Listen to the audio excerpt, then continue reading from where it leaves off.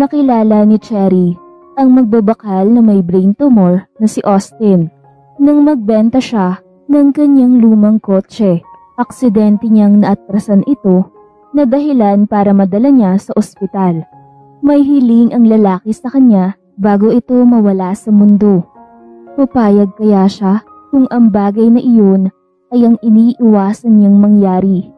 Paano kung sa mga panahong nakasama niya ito ay may umusbong na pagmamahal sa kanyang puso? Makakaya kaya niyang mawala ito at maiiwan siyang mag-isa? Umaga pa lang ay tulak-tulak na ni Austin ang kanyang kariton upang paglagyan niya ng makukuhang bakal sa bawat lumang building na mapupuntahan niya. Nagtitiis na lang siya sa murang kilo dahil wala naman siyang pagpipilian dahil sa pagbabakal lang naman siya nabubuhay. Pahinga din minsan, Austin. Importante pa rin ang kalusugan. Kita mo namang ang payat na ng katawan mo at ang putla mo na. Sabi ng kanyang kapitbahay na si Lagring. Alam niyang may malubha siyang sakit pero ipinagwalang bahala na lang niya dahil wala naman siyang pera pang ospital. Hindi ako pwedeng magpirme lang sa bahay, Lagring. Wala akong makain.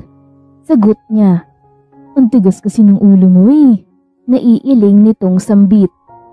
Naghahanap buhay lang ako. Saad niya. Kumain ka na ba? Tanong nito. Hindi pa. Doon na lang ako kakain kapag nakabenta. Sagot ni Austin. Kaya ka namumutla kasi masyado kang nalilipasan ng gutom.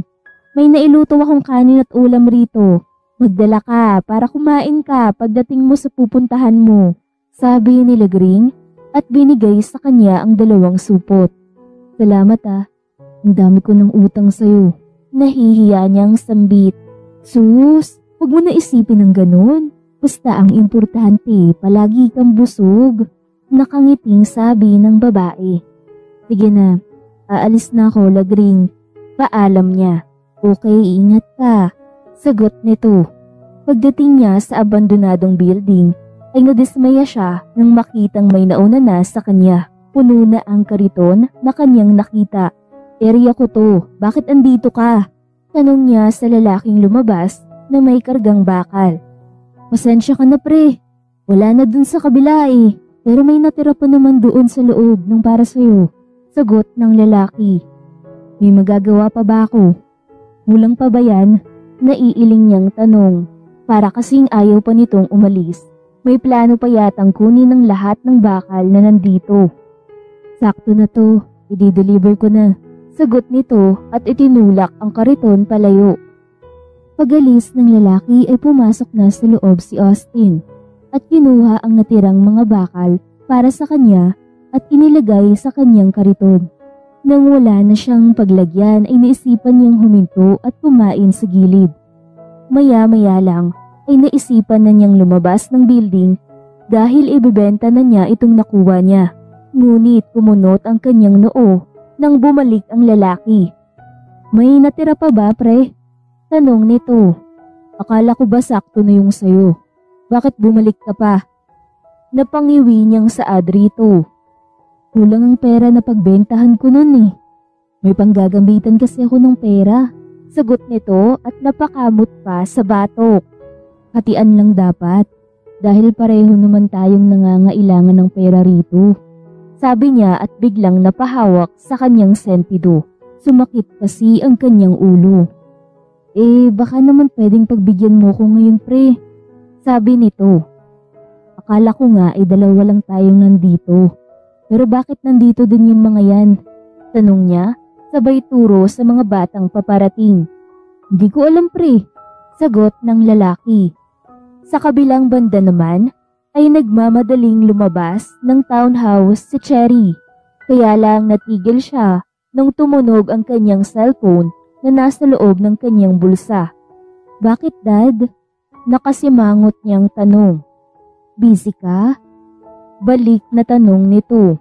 Yeah, may lakad pa ako ngayon. Sagot niya. Pwede ka bang pumunta dito? Nasa ospital kami. Nanganak kasi ang mami mo. Sabi ng daddy niya. Umikot ang mga mata niya. Kung martir ka, Dad, ako hindi. Inis niyang sambit. Kahit anumang nangyari sa nakaraan, hindi pa rin mababago ang katotohanan na ina mo siya. Matigas na sabi ng daddy niya sa kabilang banda. Hindi mo kasi naiintindihan, Daddy. Hiwalay na kayong dalawa, diba? Bakit nandyan ka? As if ikaw yung ama ng bata. Saad ni Cherry. Matagal nang nangyari ang hiwalayan namin yun. At alam namin pareho na nakamove on na kami at nagkapatawaran. Saka naging magkaibigan. Kaya okay na ang lahat sa pagitan naming dalawa. Sambit ng daddy niya. Pues ako, hindi. Kahit na kailan hindi ako magiging okay. Inis niyang sagot. Saka pinutol ang tawag. Napabuntong hininga siya habang nakasandig sa kanyang sasakyan sa labas ng gate. Kaya siya naging ganito ka-bitter ay lumaki siyang walang ina na nag-aalaga. Dahil naghihiwalay ang mga ito noong baby pa siya at naiwan sa kalinga ng iba't ibang yaya. Kaya ayaw niyang magkaanak at magpakasal. Baka matulad pa siya sa mga to. Tao po, magandang umaga. Sabi niya pagdating sa isang junk shop makalipas ang isang oras. Anong kailangan nila? Tanong ng isang matanda. Magbibenta po sana ako ng kotse. Sagot ni Cherry. Masyado na bang sira? Tanong ulit nito. Hindi po, ibibenta ko lang kasi luma na. Sagot niya. Dalhin mo lang dito para matignan ko. Nakangiting sabi ng matanda. Sige po, kukunin ko lang. Iniwan ko kasi sa labas. Sagot niya at naglakad palayo. Nang makalapit siya sa kotse, ay agad siyang pumasok sa loob at pinaandar ito. Papaatrasin niya sana. Nang may mabundol siya sa may likuran. Lumaki ang kanyang mata nang pagtingin niya sa side view mirror ay nakita niya ang isang lalaki na tumama ang ulo sa isang bakal. Dahilan para mawalan ng malay. Shit, ang tanga mo, Cherry! Nakadisgrasya ka pa talaga! Sambit niya at nagmamadaling lumabas ng kotse at tumakbo papunta sa likurang bahagi at dinaluhan ang lalaki. Gising! Sabi niya, sabay yugyog rito. Pero hindi man lang ito gumalaw. Bagkus, bigla siyang napalunok nang makita ang dugong umaagos na galing sa gilid ng ulo nito. Anong nangyari sa kanya? Narinig niyang tanong ng isang lalaki na bigla na lang lumapit sa kanya. Naatrasan ko ng kotse kaya natumba. Pwede mo ba akong samahan na dalhin siya sa ospital? Sambit ni Cherry. Sige po, sagot nito. At agad na kinarga ang lalaki, saka pinasok sa kotse niya. Maya-maya lang ay nagmamaneho na siya papuntang ospital. Pinagpapawisan na siya sa sobrang pag-alala dahil sa nangyari. Makalipas ang ilang oras ay narating na nila ang ospital. Dali-dali siyang lumabas ng kotse at inalalayan na makalabas ang mga ito. Anong nangyari sa kanya? Tanong ng isang nurse pagpasok nila sa loob. Nadisgrasya po. Sagot ng lalaki. Dalhin na natin sa emergency room para magamot agad. Sabi ng nurse. Sige po, sagot nito. Habang karga pa rin ang lalaking walang malay. Siya naman ay gustong sumunod pero pinigilan siya. Maghintay na lang po kayo rito sa labas, ma'am. Kami na ang bahala sa pasyente. Nakangiting sabi ng nurse. Saka isinara ang pintuan. Umupo na siya sa waiting area dahil napagod siya sa sobrang kaba. Maya-maya lang ay bumukas ang pintuan at lumabas ang lalaking kasama niya kanina. Kumusta siya? Tanong niya. Ginagamot na po, ma'am. Sagot ng lalaki. Mabuti naman. Nakahinga ng maluwag na sabi ni Cherry. Mauuna na po ko sa iyo, ma'am. Paalam ng lalaki. Sige, ihahatid sana kita pabalik doon. Kaya lang, hihintayin ko pa siyang magising. Sagot niya. Hindi na po. Maghahanap na lang ako ng pampasaherong sasakyan. Nakangiting sabi ng lalaki. Salamat, ingat ka. Sambit niya at binigyan ng pera ang lalaki.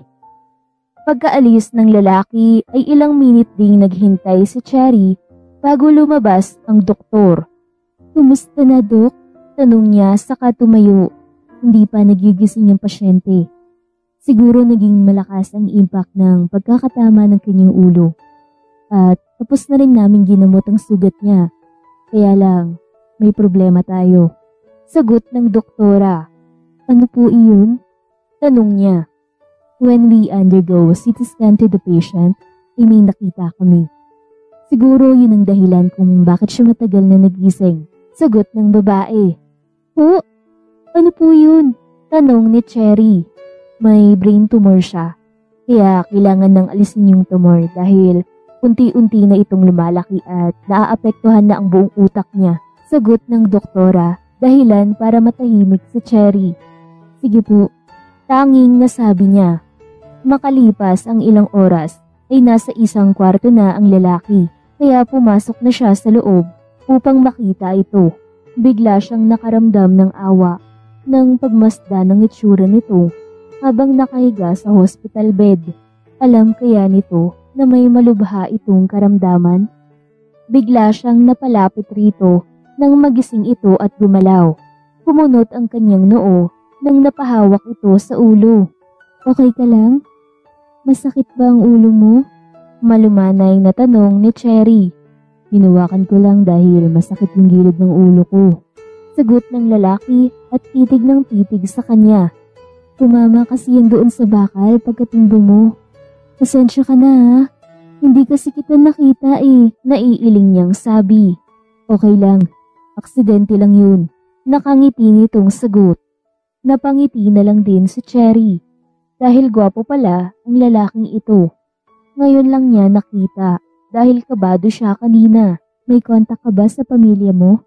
Tawagan mo na sila para mapuntahan ka nila rito. Ako na ang magbabayad ng bill sa ospital. Sabi ni Cherry na akmang aalis na. Kaya lang bigla siyang natigilan nang hawakan nito ng mahigpit ang kanyang kamay. Kaya agad siyang lumingon rito. Please, huwag mo kong iwan. Mag-isa na lang ako sa buhay ko. At ramdam ko sa sarili ko na may sakit akong dinadala. Kaya gusto ko na kapag dumating ang araw na mamamatay ako ay may magpapalibing sa akin. Sabi nito na pinilit pa ring ngumiti. Napapikit na lang si Cherry dahil bumibigat ang kanyang pakiramdam. Okay, nakangiti din niyang sagot pero parang gusto niyang umiyak. Habang si Austin naman ay nakatingin lang sa kamay nilang dalawa ng babae na nakahugpong. Hindi niya alam kung bakit nasabi niya ang ganung bagay. Napangiti na lang din si Austin. Maupo ka muna. Ano nga yung pangalan mo? Tanong niya at dahan-dahang sumandig at agad naman siyang tinulungan ng babae. Ako si Cherry. Sagot ng babae. Salamat. Ako naman si Austin. Baka pwede na akong makauwi. Okay naman ang pakiramdam ko. Sabi niya. Hindi siya pwedeng magtagal dito sa ospital dahil wala naman siyang perang pambayad. At saka nakakahiya kung magpapalibre pa siya sa babaeng ito. Habang si Cherry naman ay hindi alam kung paano sasabihin sa lalaki na may tumor ito sa utak na kailangang alisin. Pero kailangan nitong malaman iyon. Hindi ka muna pwedeng umalis. Nagkausap kaming dalawa ng doktor. Ang sabi niya ay may tumor ka raw sa utak at kailangang alisin. Sagot ni Cherry. Nang tignan niya ang lalaki ay hindi man lang ito nagulat. Hindi ako magpapagamot, kaya hayaan mo na lang akong makauwi. Nakangiti nitong sabi. Kung iniisip mo ang bayad ay ako nang bahala doon. Sambit niya. Napailing na lang siya sa isip dahil may pagkamatigasan ng ulo pala ng lalaking ito. Hindi man lang natinag o natakot sa binalita niya. Salamat sa pagmamalasakit mo, pero hindi na. Nakangiti nitong sambit. Kaya walang nagawa si Cherry kung hindi ang tumango. Hintayin mo ako rito. Aasikasuhin ko muna ang discharge paper mo at ang bill. Paalam niya. Sige, tipid nitong sagot. Paglabas ni Cherry ng kwarto ay agad niyang hinanap ang doktora. Mabuti na lang, nakita niya itong lumabas ng emergency. Lalabas na ngayon ang pasyente, Dok.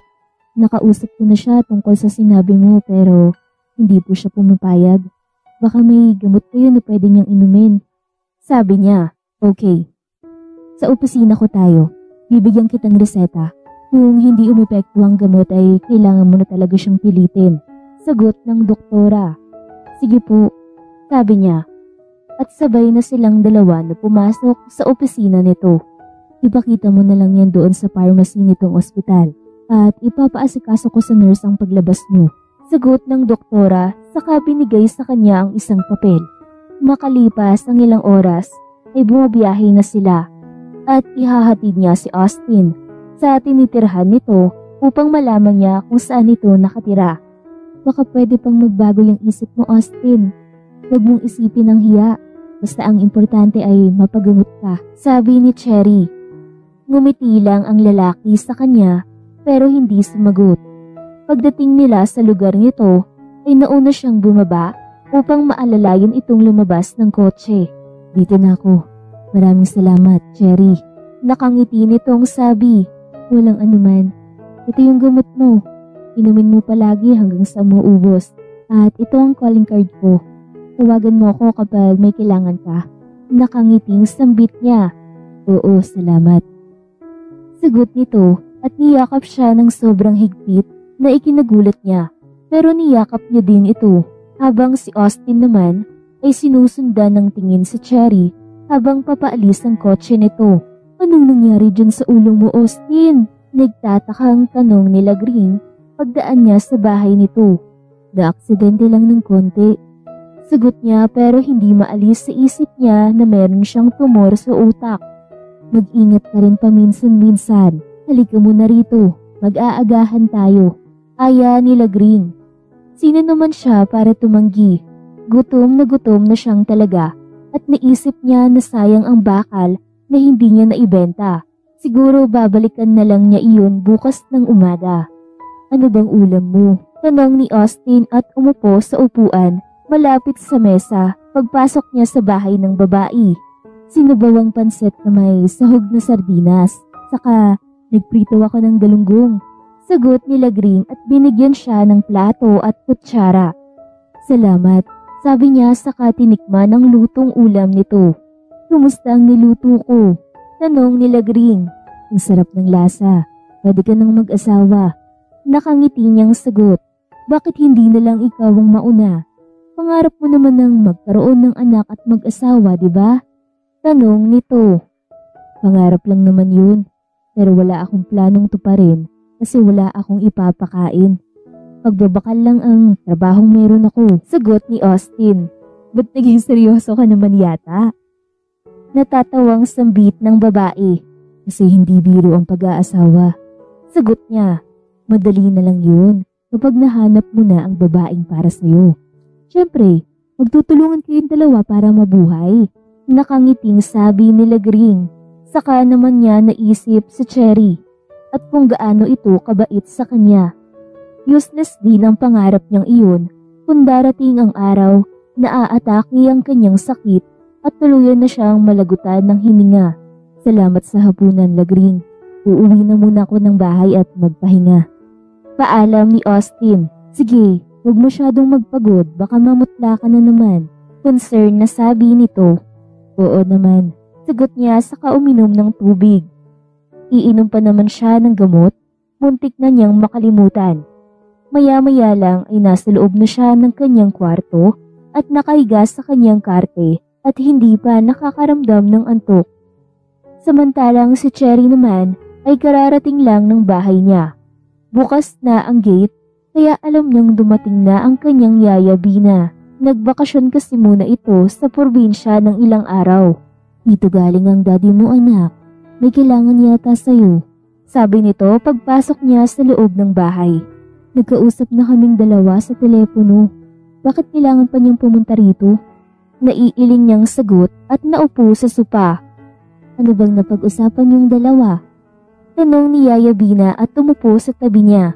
Nanganak daw si Mami at pinapapunta ko.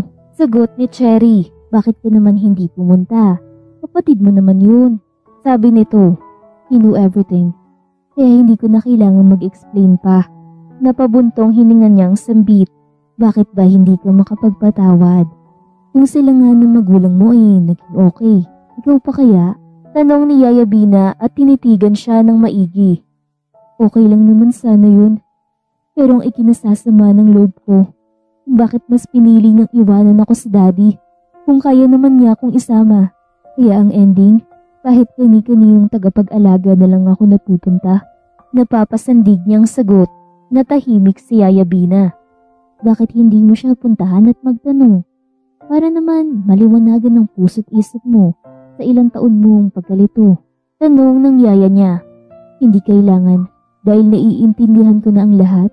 Sagot ni Cherry. Pero ang galit at puot sa puso mo ay daladala mo na. Hindi maganda para sa sarili mo. Naiiling na sabi ng yaya niya. Yaya Bina. Tanging nasabi niya. Magbihis ka na muna, Cherry. Ipaghahanda lang kita ng makakain. Sabi ni Yaya at tumayo saka dumiretso sa kusina. Pagkatapos niyang nagbihis, ay pumasok na siya sa kusina. May pagkainan nakalagay sa may pwesto niya. At ang yaya naman niya ay nagtitimpla pa ng juice. Kumain ka na, Cherry, para makapagpahinga ka na. San ka ba galing? Bakit? Ang pagod ng itsura mo. Sabi nito at ipinaghila siya ng upuan. Thank you, Yaya Bina. Nakangiti niyang sambit at nagsimula ng kumain. You're welcome, dear. You can count on me. Nakangiting sagot ng babae at niyakap siya ng mahigpit. Pagkatapos kumain ni Cherry, ay naisipan na niyang magpahinga ng maaga. Balak niyang dalawin bukas si Austin at kamustahin. Ipag-grocery pa niya ito para may makain habang nagpapagaling. Kaya kinabukasan, 6:00 pa lang ng umaga ay lumabas na agad siya ng kanyang kwarto na tapos ng maligo at nagbihis. Good morning, Yaya Bina. Bati niya rito nang makita niya ito sa may sala. Masyado kang maagang nagising. May lakad ka? Nakangiti nitong tanong. Dadaanan ko yung business natin at magpapahangin pagkatapos. Sagot naman niya. Mas kailangan mo ng mahabang break. Hindi naman pwedeng palaging business ang aatupagin.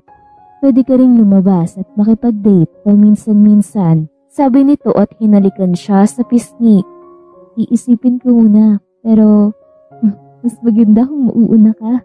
Natatawa niyang sambit. No way. Mas gusto ko pang maging matandang dalaga kaysa ma-stress sa relasyon. Nalilito nitong sambit at iniwanan siya. I have to go, Yaya. Pahabol niyang sigaw. Okay, mag-iingat ka, dear. Sagot nito.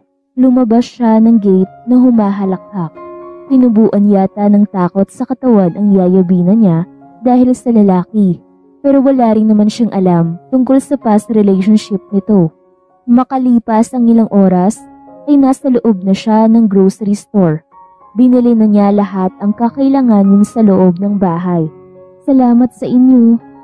Nakangiting sabi ni Cherry pagkatapos mailagay ng staff ng grocery store sa loob ng kotse ang lahat ng kanyang pinamili. Walang anuman, ma'am. Sagot ng mga ito. Masikreto niyang binigyan ng mga ito ng pera para pang merienda. Maya-maya lang ay huminto na ang kanyang sasakyan sa lugar ni Austin. Ang daming mga batang naghahabulan at nagbabatuhan ng kung ano-ano. Baka mahagip ang kanyang kotse. Hindi niya kasi natuloy na maibenta yung luma niya dahil sa nangyari. Magandang umaga. Saan ho ba dito ang bahay ni Austin? Tanong niya. Yung may kulay puti ang dingding, ineng. Sagot ng matandang babaeng napagtanungan niya. Salamat po, manang. Sabi ni Cherry at naglakad papunta sa bahay ni Austin. Nakasara ang pintuan. Halatang walang tao. Maliit lang ang bahay pero malinis naman ang buong paligid. Kahit wala itong babaeng kasama. Sinong hinahanap mo, miss? Narinig niyang tanong ng isang babae. Kaya lumingon siya sa gawin nito. Nakaupo ang babae sa balkonahe ng isang bahay. Si Austin sana? Wala siya dyan? Sagot niya. Maagang umalis. Nagbenta yata ng bakal. Sabi ng babae. Kailan daw balik niya? Tanong ni Cherry. Napansin niyang titig na titig masyado ang babae sa kanya. Mamayang hapon ng kalimitang uwi ng lalaking yun, miss. Kung may kailangan ka sa kanya ay hintayin mo na lang. Sagot ng babae. Maghahatid lang ako sa kanya ng ayuda. Nasa sasakyan ko. May dalawa kasing sako ng bigas kaya hindi ko mabitbit. Nakangiting sagot ni Cherry. Napakunot ang noo ng babae. Kaano-ano ka ba ni Austin? Tanong nito. Kaibigan niya ako. Sagot niya. Okay. Pwede mo naman sigurong ipasok yung kotse mo dito. Baka mabasag yun doon. Alam mo namang maraming bata sa labas. Sabi ng babae. Marami nga. Hindi na sana ako magtatagal. Pakisabi na lang sa kanya na dumaan ako. Baka pwede nating pagtulungang bitbitin yung bigas. Nakangiting sambit ni Cherry. Oo naman. Sagot ng babae at bumaba ng bahay nito. Maya-maya lang ay dalawa silang naglakal papunta sa labasan.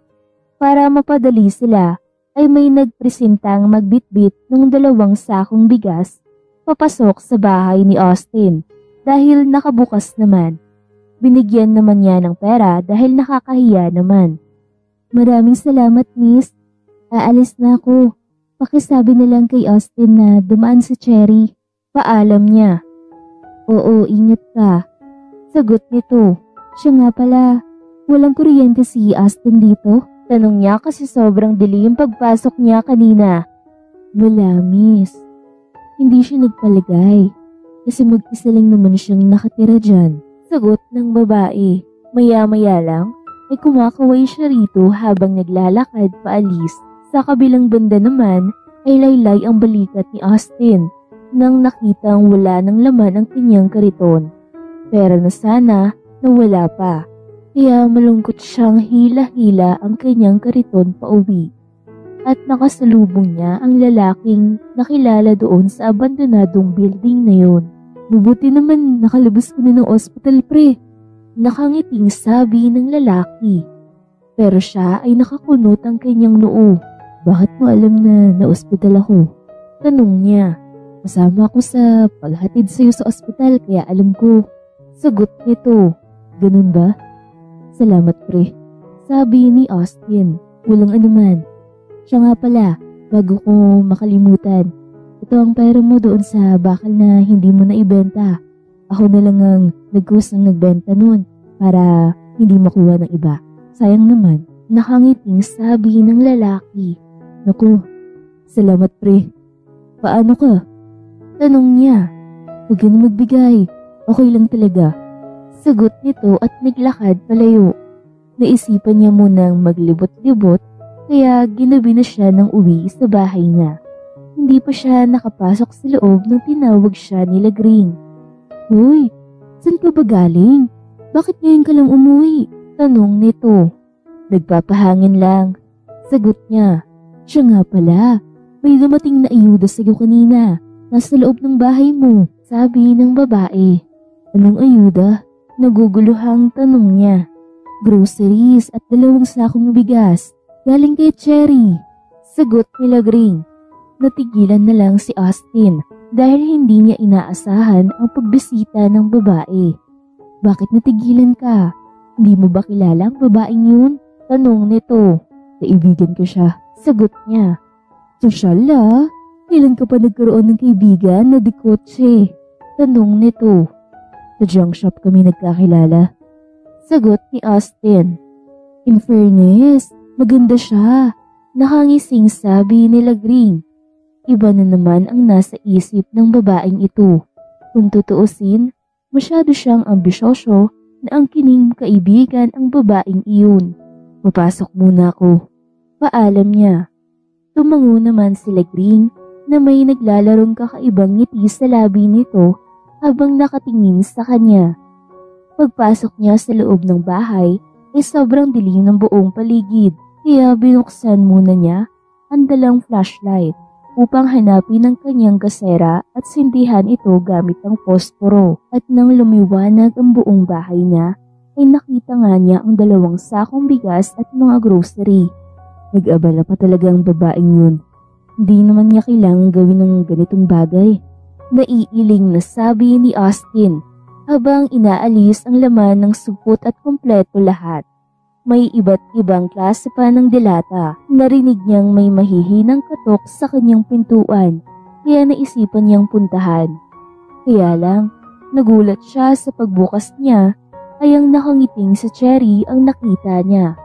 Hi Austin, good evening. Masayang bati nito. Halika, pumasok ka. Sagot naman niya. Thank you, sabi nito at agad na naupo sa upuan sa may sala. Nilak niya ang pintuan para hindi agad makapasok sila Gring. Nag-abala ka pang bumili ng mga to. Pero salamat, sabi ni Austin. Dapat lang, matagal mo pang maubos itong binili ko para sa'yo. Uminom ka na ng gamot mo? Tanong nito. Ngayon wala pa. Hindi pa kasi ako nakakakain. Sagot niya. Huwag ka na magluto. Bumili na ako doon ng ulam at kanin. Sabi nito. Sige. Sinong kasama mong nagpunta rito? Gabi pa talaga? Tanong niya. Hindi ako nagdala ng kotse. Sumakay lang ako ng pampasahero papunta rito. Sagot naman ni Cherry. Sa susunod, wag mo nang uulitin ng ganito. Delikado kapag gabi. Sabi niya. Okay. Tipid nitong sagot at nilagay sa ibabaw ng maliit niyang mesa ang dala nitong pagkain. Buti naman pinayagan ka ng mga magulang mo. Tanong niya. Tumawa ito ng malakas habang nakatingin sa kanya. 35 na kaya ako, kaya hindi na kailangan magpaalam. At saka matagal nang hiwalay ang mga magulang ko, kaya may mga sarili na silang buhay. Sagot ni Cherry. Kukuha lang ako ng plato. Dito na lang siguro tayo kakain. Sabi niya sabay tayo at pumuntang kusina. Nahihiya siya sa itsura ng bahay niya. Pero parang komportable naman si Cherry na pumunta rito. Gising pa ba yung babae sa kabila? Bigyan mo siya ng ulam. Saad ni Cherry pagkabigay niya ng plato rito. Titignan ko. Sagot niya. Maya-maya lang ay nakita niyang nakalagay na ang lahat ng ulam sa plato pati na ang kanin. Lumabas muna siya saglit upang hatiran ng ulam sila Gring. Gising ka pa ba, Lagring? Tanong niya sabay katok sa pintuan nito pag-akyat niya sa bahay ng babae. Oo, may lakad ako ngayon. Sagot nito sabay bukas ng pintuan. Saan naman ang punta mo? Sobrang gabi na at ganyan suot mo? Kulang na lang kuyugin ka ng mga lalaki niyan. Tanong niya. Magpapahangin lang. Sagot ni Lagring. May ulam ako sa bahay kaya binigyan kita. Sabi niya at binigay rito ang plato niyang bit-bit. Salamat Austin. Tamang-tama, gutom na rin ako. Masayang sambit ng babae at inumoy pa ang ulam. Marami akong groceries sa bahay. Punta ka lang kapag may gusto kang kainin. Nakangiting sabi ni Austin. Oo, nandyan lang ang bahay mo. Sige na, magpahinga ka na rin. Sagot nito. Bumalik na agad si Austin sa bahay niya. Pagpasok niya sa loob, ay nakita niyang tahimik lang si Cherry na nakaupo. Okay ka lang? Ang lalim ng iniisip mo ah. Nakangiti niyang tanong. I'm fine. Kumain ka na. Ikakabit natin tong solar light na dinala ko para maliwanag itong bahay mo. Nasabi kasi sa akin ng babae na hindi ka raw nagpakabit ng kuryente. Sagot nito. Oo, mag-isa lang naman ako kaya sanay na sa madilim. Sabi niya at nagsimula ng kumain. Nahihiya siya dahil nakatingin ito habang ngumunguya siya. Kain lang ng kain. Huwag mo na akong alalahanin. At pagkatapos ay uminom ka ng gamot para maayos ang pagtulog mo. Sagot nito. Tumango na lang si Austin at kumain ng mabilisan para matapos agad siya. Ikaw, hindi ka ba kakain? Tanong niya. Tapos na ako pero pag nagutom ako ay kakain ako mamaya. Sagot ni Cherry. Sige, at saka bukas ka nilang umuwi. Dito ka na lang muna matulog. May kwarto naman sa kabila. Sabi niya sabay tayo habang bit-bit ang platong pinagkainan pagpasok ng kusina. Salamat. Narinig niyang sagot nito. Sandali lang. Ikukuha na muna kita ng damit na maisusuot. Sambit niya pagkabalik sa sala. Pagpasok niya sa kanyang kwarto ay naghanap agad siya ng pwede niyang ipasuot sa babae. Kaya lang wala na pala dahil naubos niyang suotin at hindi siya nakapaglaba. Nang makita niya ang puti niyang damit na nakasampay ay agad niya itong kinuha at inumoy. Hindi naman gaanong mabaho kaya nilagyan na lang niya ng maraming pabango pati ang kanyang short para lang may maisuot si Cherry. Magbihis ka muna, Cherry. Pupesto tayo sa bubong mamaya at magpapahangin. Sabi niya rito at binigay ang bitbit na damit. Sige, sagot nito at tinanggap ang bigay niya. Pasensya na, hindi ako nakapaglaba. Sa kwarto ko na lang ikaw magbihis, sabi niya. Habang si Cherry naman ay parang halos maubo na sa sobrang bango ng binigay ni Austin sa kanyang damit. Pumasok na siya agad sa kwarto ni Austin at nagbihis. May dala naman siyang extra undergarments kapag umaalis siya ng bahay. Maya-maya lang ay papalabas na silang dalawa ng pintuan sa may kusina habang bitbit niya ang kanyang cellphone. Hindi ba tayo makakaistorbo sa mga kapitbahay? Tanong niya habang nakasunod sa lalaki. Hindi naman. Magpapahangin lang tayo. Pero lang kung magsisigaw tayo dito. Sagot ni Austin at naunang umakyat ng hagdan na nakadikit sa dingding nito. Kapag nahulog ako, lagot na. Sabi niya at nag-umpisa na ring umakyat. Hindi ko hahayaang mahulog ka. Sagot ni Austin at inalalayan siyang makaakyat. Ang lamig. Maganda pala pumestor gito. Sabi ni Cherry nang makaakyat na siya sa bubong.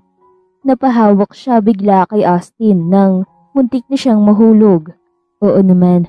Dito ako nagpipermi kapag hindi pa ako dinadalaw ng antok. Sagot ni Austin. Ang liwanag ng langit at ang daming bituin. Sabi ni Cherry habang nakatingala. Halika, maupo tayo. Aya ni Austin at pinaupo siya ng dahan-dahan. Thank you. Sagot niya at hindi na gumalaw pa dahil baka mahulog siya. Maya-maya lang ay napaupo na rin si Austin sa tabi niya. Bigla siyang nagulat nang hawakan nito ang kanyang baywang at ipinausog siya nito sa tabi niya dahil baka mahulog siya. Mas mabuti yung nakadikit ka sa akin para kapag napadaustos ka ay mahahawakan agad kita. Sabi nito. Napangiti naman siya sa sweet gesture ng lalaki. Ang ganda no? Kitang-kita ang buong lugar. Saad ni Cherry habang nakatingin sa buong paligid. Oo nga, at ang daming tala na nagkikislapan sa langit. Nakangiting sagot ni Austin habang nakatingala kaya kinunan niya ito ng litrato. Ano yun? May kidlat ba? Tanong ni Austin na parang nagulat pa sa ginawa niya. Flash ng camera ko, nakangiti niyang sagot. Ang cute kasi nitong tignan. Parang naging bata na naa-amaze sa mga tala. Kinuhanan mo ba ako ng litrato? Tanong ni Austin. Oo, tipid niyang sagot. Remembrance kapag nawala, pinigilan niya agad ito sabay sabing, don't say bad words. Let's enjoy the moment. Mabuti pa. Kumuha ka ng junk foods doon at magtimpla ka ng juice. Masarap kapag may kinakain tayo habang nandito. Utos niya sa lalaki. Okay, basta umupo ka lang ng maayos. Baka pagbalik ko ay sa ibaba na kita pupulutin. Nakangiti nitong sagot. Baliw, huwag naman sana. Natatawa niyang sabi. Samantalang si Austin naman ay agad na bumaba ng bubong upang kunin ang iniutos ni Cherry. Hinanap pa niya sa lalagyan kung nasaan ang sinasabi nitong junk foods at isang pack ng juice. Pabili ng yelo, ising. Sabi niya. Nagiinuman ba kayo, Austin? Tanong ng babae. Hindi ako umiinom. May panggagamitan lang ako nitong yelo. Sagot niya. Totoo ba yung dumating daw yung kaibigan mong mayaman? Nagdala daw ng maraming pasalubong. Tanong nito. Napailing na lang si Austin dahil nalaman na pala ng lahat ang tungkol sa biglaang pagdating ni Cherry. Wala kasing mapadpad sa lugar na ito kung hindi lang dito nakatira kaya magtataka talaga ang mga tao. Kaibigan ko yun, bumisita lang. Sagot niya. Ganda naman ng bisita mo pre. Siya ba yung nasa bubong? Singit naman ni Henry na kapitbahay din niya. Tumango naman siya at dali-daling bumalik ng bahay pagkatapos makabili ng yelo. Tinimpla na agad niya ang juice saka bumalik na. Tutulungan pa ba kita? Tanong ng babae nang makita siyang papaakyat na ng hagdan. Hindi na. Baka dalawa na tayong mahuhulog rito. Sagot niya. Okay, sabi ni Cherry. Maya-maya lang ay narating na niya ang pwesto nila. Napagod ka ba sa kakahintay? Tanong niya at binigay rito ang dalang plastic na may lamang junk foods. Hindi naman, pero naisip kong baka natulog ka na. Nakangisi nitong sagot. Natigilan naman bigla si Austin nang mapagmasdan ang ngiti ni Cherry. Ngayon lang niya napagtanto na maganda ang babae. Maliit ang hugis ng muka, bilguan ng mga mata na bumagay rito ang mahahabang pilik mata, matangos ang ilong at ang ganda ng labi. Hoy, okay ka lang? Nawala ka yata sa isip mo. Natatawang sambit ni Cherry at hinila siya para paupuin. May naisip lang ako, sagot agad niya. Tulad ng tanong nito.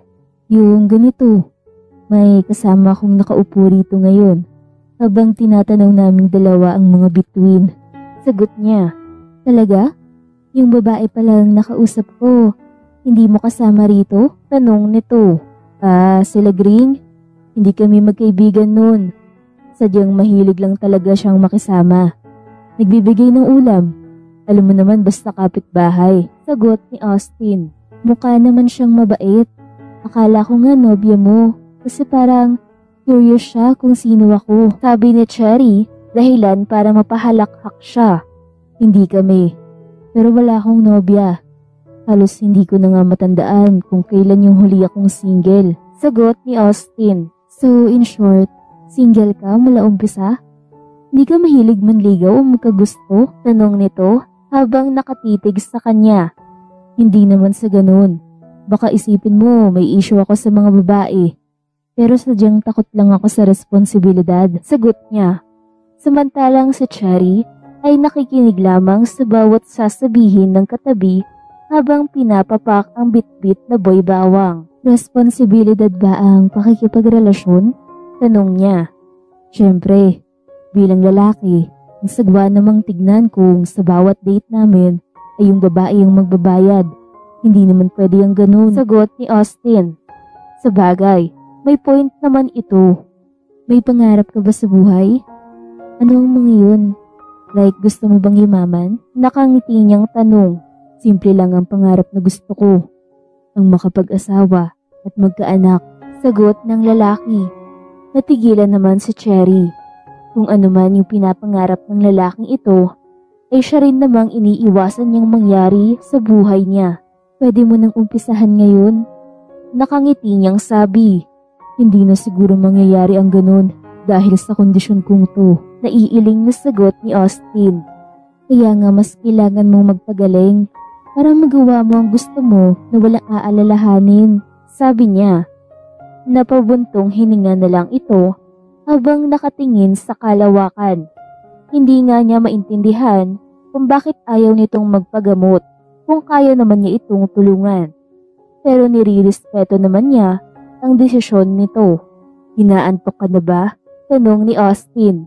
Hindi pa naman, pero kailangan mo na ring magpahinga ng maaga. Sagot niya. Sige, tara na. Aya nito. Maya-maya lang ay bumaba na sila ng bubong. Hinarga na siya nito para mapabilis ang pagbaba niya habang bitbit ang pitchel. Nakainom ka na ba ng gamot? Tanong niya. Oo, kanina pa. Sagot nito. Makalipas ang ilang minuto ay nasa loob na siya ng kwarto. Ipipikit na sana niya ang kanyang mga mata ay saka namang tumunog ang cellphone niya. Hello, Yaya Bina? Bakit po? Tanong niya pagkasagot niya ng tawag. Kinakamusta ka lang? Sagot nito sa kabilang linya. I'm fine, Yaya. Sabi niya. Nasaan ka ba ngayon? Tanong ulit nito. Nasa bahay lang ako ng kaibigan. I'm going home tomorrow. Sabi niya. Okay, bumalik na naman ang daddy mo rito sa bahay at tinatanong kung nasaan ka. Wala akong naisagot dahil hindi ko alam. Harapin mo na lang kaya siya. Mag-usap kayong dalawa. Sabi ng yaya niya. Hayaan mo na siya. Gusto lang nun na pag-ayasin kami ng mom ko. Napabuntong hininga niyang sagot. Okay, good night. Saad ng yaya niya, saka pinutol ang tawag. Kinabukasan ay maaga siyang nagising, pero paglabas niya ng kwarto ay walang tao. Siguro ay tulog pa ang lalaki. Habang si Austin naman ay alas 5 pa lang ay gising na siya. Balak niyang ipagluto ng maaga ang kanyang bisita. Pero pumunta muna siya sa poso upang maligo. Hindi pa kasi uso ang gripo sa kanilang lugar. Ang gandang pambungad sa umaga yang ngiti mo, Lagring. Hindi ko alam kung totoo ba yan o nangaasar ka lang. Nakasimangot na sambit niya. Nakita kasi niya itong naglalabas sa gilid pagdating niya. Blooming ka kasi kahit walang ligo. Inspired yarn? Nakangisi nitong sabi. Ewan ko sa'yo. Naiiling niyang sambit. Sus! Siya nga pala. Umuwi na si Cherry? Tanong nito. Kumunot ang noo niya. Siguro nakita sila nito na nasa bubungan kagabi. Ha? Nagmaang-maangan ka pa? Alam ko nagpunta siya kagabi. Maraming nakapagsabi at nakita ko yung sa bubong na nag-uusap. Alam mo naman na malakas radar ng mga marites.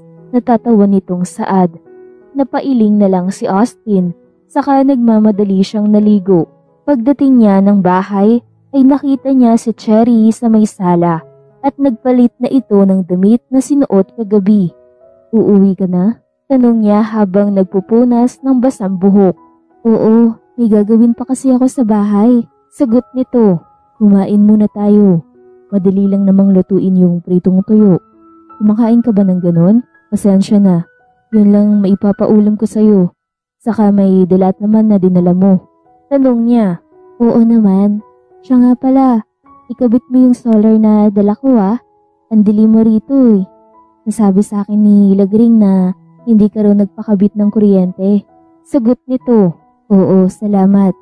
Sabi niya at agad nagluto para makakain si Cherry bago umalis. Maya-maya lang ay sabay na silang kumain dalawa. Walang arte nitong kinain ng tuyo na niluto niya. Napangiti naman siya habang nakatingin rito. Kumain ka din, hindi yung nakatingin ka lang sa akin. Nakangisi nitong sabi sa kanya. Napayuko na lang siya dahil bigla siyang nahiya dahil nahuli siya nitong nakatingin. Natuwa lang ako dahil ang gaan mong kasama, sagot ni Austin habang nakangiti. Talaga? Baka magkapatid tayo sa past life, no? Sabi ni Cherry. Pwede din naman, pero hindi tayo bagay maging magkapatid. Sagot niya habang kumakain. Ganon? Ano pala ang pwede sa atin? Seryoso nitong tanong na nakatitig sa kanya. Wala. Kumain ka na para makauwi ka na agad. Agad niyang sagot. Ang daya nito? Nakangusong sambit ng babae. Ang cute. Parang kay sarap halikan. Biglang sabi ng kanyang isipan. Napailing na lang si Austin sa naisip. Sobrang sagwa naman. Umagang umaga, ganun ang pumasok sa isipan niya. Pero ang ganda ng babaeng ito, kahit wala pang ligo. Ihahatid na kita palabas. Sabi niya kay Cherry pagtapos nilang kumain. Sige, tipid na sagot nito. Maya-maya lang, sabay na silang naglalakad palabas at siya na ang naghanap ng pwedeng masakyan nito. Tawagan mo lang ako kapag may kailangan ka, Austin. Nakangiti nitong sabi. Makikitawag lang ako rito. Alam mo namang wala akong cellphone. Sagot niya. Kumakaway pa ito habang tumatakbo na ang sinasakyan nitong motorsiklo. Nang mawala sa kanyang paningin ang babae, ay bumalik na siya. Laro muna tayo, Austin. Aya ng kanyang kapitbahay nang mapadaan siya sa may bilyaran. Hindi na muna. Sagot niya. Ayos usap-usapan dito sa buong lugar natin na nakabingwit ka raw ng magandang jowa. Nakangiting sabi ni Sandro. Magkaibigan kami ni Cherry. At hindi magandang pakinggan na ang mga tao rito ay nagpapalaganap ng maling balita. Naiiling niyang sagot. Sayang pre, panahon na sana para makapag-asawa ka. Sabi nito. Napailing na lang si Austin dahil pati lalaki ay tsismoso na rin. Bumalik sa paglalaro si Sandro dahil wala siyang planong makipag-usap rito. Siya naman ay nakatambay lang habang nanonood sa mga ito hanggang gabi. Himalang tumambay ka rito, Austin. Nakangiti na sabi ni Lagring at tumabi sa kanya. Oo, masyadong tahimik ang loob ng bahay. Sagot niya at nagkandahaba pa ang leeg sa pagtingin sa labasan. Talaga? Parang hindi ka sanay na mag-isa sa lagay na to ah. Nakasama mo lang ng isang gabi sa Cherry. Naging ganito ka na. Nakangiti nitong sabi. Malisyosa. Kung ano-ano na lang yung pinagsasabi mo dyan. Sabay nito. Totoo naman. Parang hinihintay mo siyang bumalik. Kasi yung mga mata mo ay nakatutok lang sa unahan. Baliw. Naiiling niyang sambit. Bakit parang dismayado ka? Huwag kang mag-alala. Bukas babalik naman yun dito. Mabuti pa. Mag-inuman na lang kaya tayo. Sabi ni Lagring.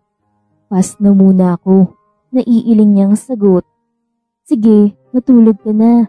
Sabi nito, sabay tapik sa kanyang balikat. Hindi niya maintindihan kung bakit nakakaramdam siya ng panghihinayang. Pero bigla na lang nawala. Nang paglabas niya ng bahay kinabukasan, ay ang magandang ngiti nito ang kanyang nasilayan. Sabay sabing, "Good morning." "Ang aga mo naman yata." Sagot niya at hindi niya namalayang ang lapad pala ng kanyang ngiti. Pabalik ako doon sa junk shop na pinuntahan kung saan kita nabundol. Ibibenta ko yung luma kong kotse. Sabi nito, "Kain muna tayo." Kaya niya rito. "Huwag na. Sa labas na lang tayo kakain. Libre ko." Sagot nito. Mas bagay kay Cherry ang suot nitong ganito ngayon. Isang floral white dress na hindi masyadong hapit sa katawan. Mas nagmukha itong babae ngayon. Pero plano ko sanang manguha ng bakal ngayon, sabi niya, at napakamot pa sa batok. Pagkatapos kong magbenta ay hintayin naman kita. Sagot nito at nagpatiuna sa paglalakad. Kaya mabilis pa sa 4:00 ang kanyang kilos na kinuha ang kanyang kariton at sumunod na rin sa babae. "Mauna ka na, Cherry. Hintayin mo na lang ako doon." Sabi niya rito. "Sumakay ka na kaya rito sa sasakyan. Hilahin na lang natin itong kariton mo para mas mapadari tayo." Sagot ni Cherry at inakbayan pa siya. Napalunok na lang siya nang maamoy ang pabango ni Cherry. "Mauna ka na lang. Susunod ako." Sabi niya. "Okay, ikaw ang bahala." Nakangiti nitong sambit at pumasok na sa loob ng kotse at nauna sa kanya. Nakasunod lang ang tingin niya rito habang naglalakad at tulak ang kanyang kariton. "Kaya pa? Talaga bang hindi ka sasakay?" Nakangiting tanong ni Cherry at sumabay ang kotse nito sa paglalakad niya habang nakabukas ng bintana nito. "Hindi na. Magaan lang naman ito. Ehersisyo na rin." Nakangiti niyang sagot. "Ang payat mo na nga." Naiiling nitong sambit. Makalipas ang ilang oras ay narating na nila ang pupuntahan. "Magkita na lang tayo rito mamaya. Kung sino ang mauunang matapos ay siyang maghintay." Nakangiting sabi nito.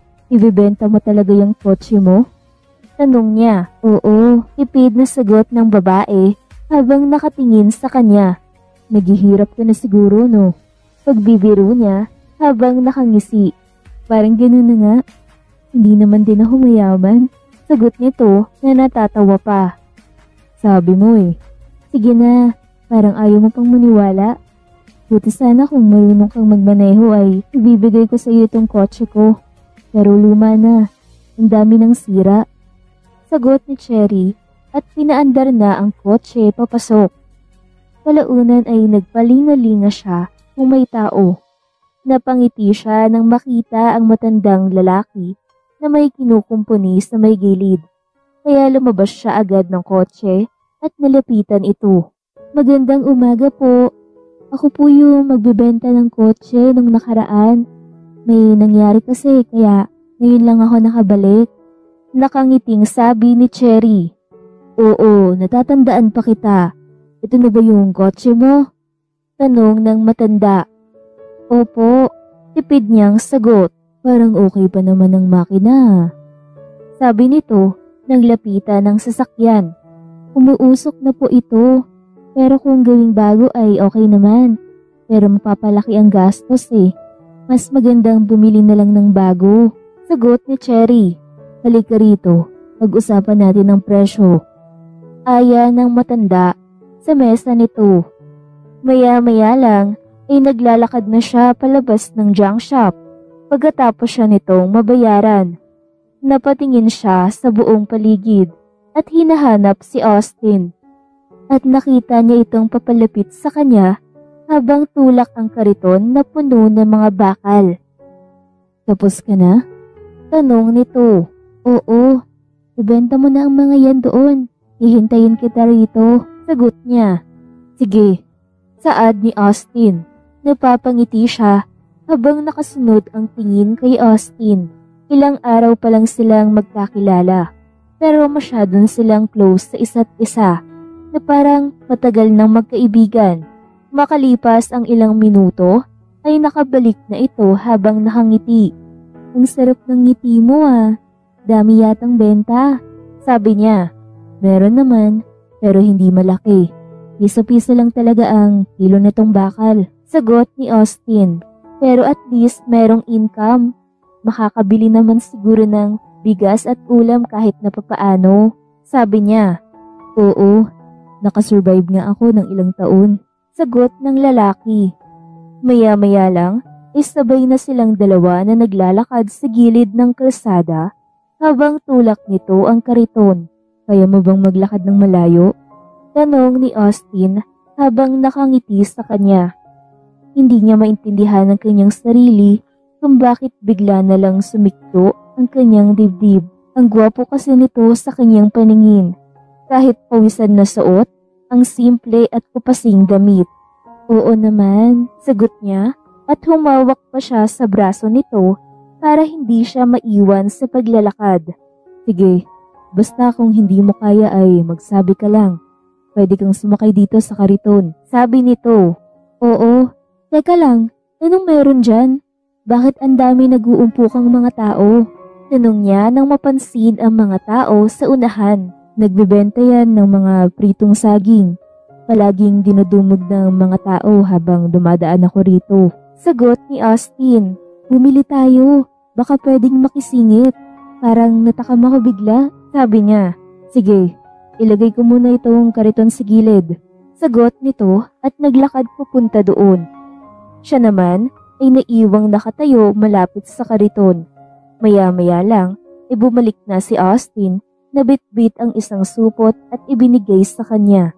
Ang sarap nito, sambit niya at kukuha sana ng isa kaya lang pinigilan siya ni Austin. Kain na muna siguro tayo ng kanin bago yan. May kasabihan kasi ang matatanda na kapag kumain ka ng ganyan na hindi pa kumain ng kanin ay malalagas ang buhok mo at makakalbo ka. Sagot nito. Sige, pwede din naman. Sabi niya at biglang natakot sa sinabi nito. Tara, sumakay ka na rito para hindi ka mapagod maglakad. Ang sexy mo pa naman ngayon. Utos nito sa kanya. Pero nanliit ang kanyang mga mata sa huli nitong sinabi. Mahina man ang pagkakabigkas, pero rinig na rinig niya. Ano? Ano yung huli mong sinabi? Tanong niya. Wala naman ah. Nakangisi nitong sagot habang nilatag ang panyo nito sa kariton para maupuan niya. Ulitin mo nga. Sabi niya at tumikit rito at tinignan ito ng mariin. Samantalang si Austin naman ay halos matunaw sa titig ni Cherry. Para sa kanya, kasalanan ang magkagusto sa isang babae. Pero hindi niya mapigilan ang sarili na tumibok ang puso rito. Sobrang bait, plus points na lang ang ganda.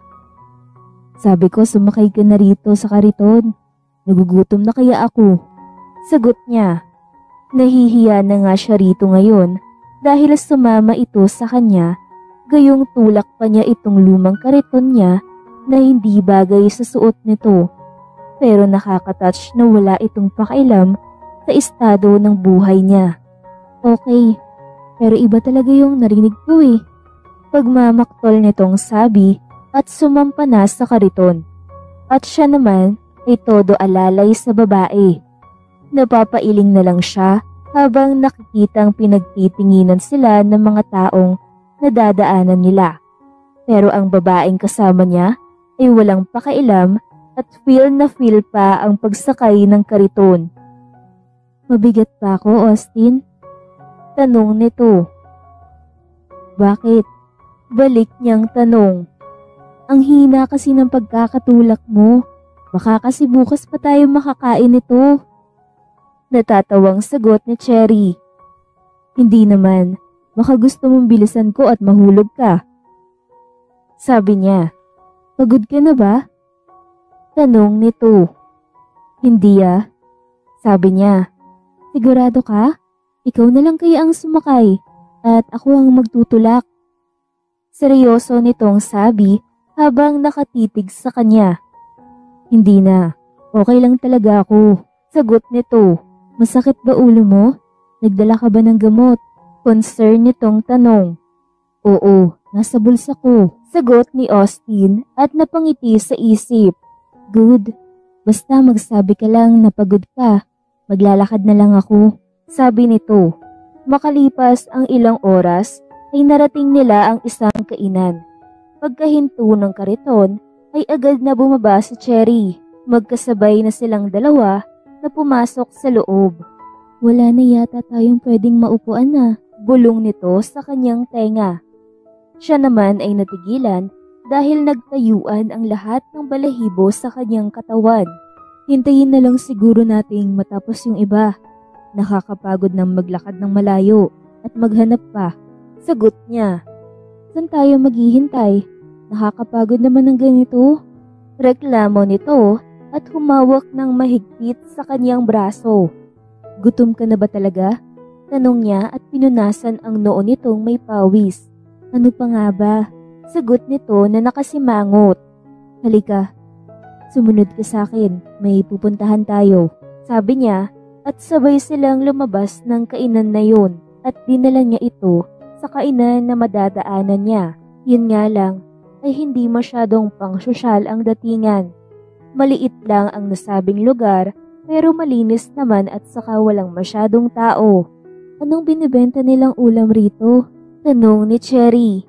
Marami, pero tignan mo na lang kung may magustuhan ka. Maya-maya lang, siya na ang nag-order ng pagkain para sa kanilang dalawa.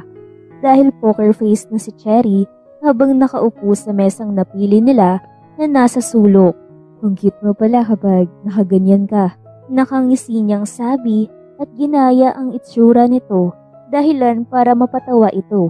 Mas malala pala itsura mo kapag naiinis eh. Sagot nito, sabay hampas sa kanya na may kasama pang halakhak. Ang lakas mo namang tumawa. Pinagtitinginan na tayo ng mga tao oh. Sabi niya at nilapag ang kanina pabitbit na ulam. Napakagatlabi na lang ito habang napapailing. Makalipas ang ilang minuto ay tahimik na silang kumakain. Napangiti siya dahil ganado naman itong kumain ng ginisang ampalaya na may itlog. Mahilig ka pala sa mapait? Tanong niya. Ito binigay mo eh. Magrereklamo pa ba ako? Nakangisi nitong sagot. Napatampal na lang si Austin sa sobrang hiya. Bakit ba kasi niya tinitipid ang babaeng ito? Kung sobra-sobra na ang binibigay nito sa kanya. Kaya bigla siyang tumayo at naghanap ng karne. Saan ka pupunta? Pahabol nitong tanong. Hahanap ako ng ibang ulam. Sagot niya. Huwag na. Okay na ito. Masarap naman. Sabi nito. Pero nagpumilit pa rin siya na maghanap ng karneng ulam. Makalipas ang ilang oras ay nandito na sila sa gilid ng daan. Tumatambay habang nakatayo sa kariton. Habang nakatingin sa bawat sasakyang dumadaan. Nabusog ka ba, Cherry? Tanong niya rito. Oo naman, sagot nito. Habang si Cherry naman ay komportable namang nakaupo sa kariton habang katabi si Austin. Pinapakinggan lang niya kung tutunog ba ang kanyang cellphone at tatawag ang daddy niya o di kaya si Yaya Bina. Pareho yatang busy ang mga ito. Napatingin siya kay Austin nang hindi ito umimik sa tabi niya at napansin niya kung saan nakatuon ang mga mata nito sa babae at lalaki na may dalang cute na batang babae na dadaan sa harapan nila. Pero ang ikinagulat niya ay ang lumabas sa bibig nito. Pwede ka bang maging nanay ng anak ko, Cherry? Gusto ko rin maranasan na ganyan kasaya bago man lang akong igupi ng sakit kunto. Hindi siya nakaimik. Ayaw niya maging nanay at ang magkaanak. Pero bakit naman kasi ganito pa ang sinabi ng lalaking ito? Nagbibiro ka ba, Austin? Wag naman, sagot niya. Bigla siyang nakaramdam ng takot, may atraksyon na siyang nararamdaman sa lalaking ito. Paano kung may mangyari sa kanilang dalawa nang hindi inaasahan at bigla itong mawala? Ano na lang ang mangyayari sa kanilang dalawa ng anak nila kung sakali? Hindi ako nagbibiro, mabait ka, kaya alam kong magiging mabuti kang nanay. Seryoso nitong sagot. Napailing na lang si Cherry. Umuwi na tayo, sabi niya at bumaba ng kariton. Hindi siya komportabling maging seryoso ang usapan nilang dalawa, mas lalo na ang pagkakaroon ng anak dahil ayaw niya ang ganon. Samantalang si Austin naman ay napailing sa isip. Hindi niya maintindihan ang sarili kung bakit niya nasabi ang ganon kay Cherry nang makita niya ang isang masayang pamilya kanina. Ang tahimik na ng babae at hindi siya sanay sa ganito. Ramdam niyang nagalit ito sa sinabi niya. Sasakay na lang ako rito, Austin, para hindi na ako mapalayo pa.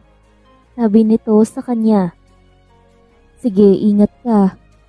Sagot niya. Nalungkot siya bigla habang nakatingin kay Cherry na naglalakad palayo sa kanya. Ayaw niyang magalit ito sa kanya dahil nasasaktan siya. Sa mga sumunod na araw at buwan ay hindi na nagpakita si Cherry sa kanya. At hindi niya alam ang mga dahilan nito. Wala na siyang tamang tulog at kain. Hindi na nga siya umiinom ng gamot dahil sa sobrang lungkot.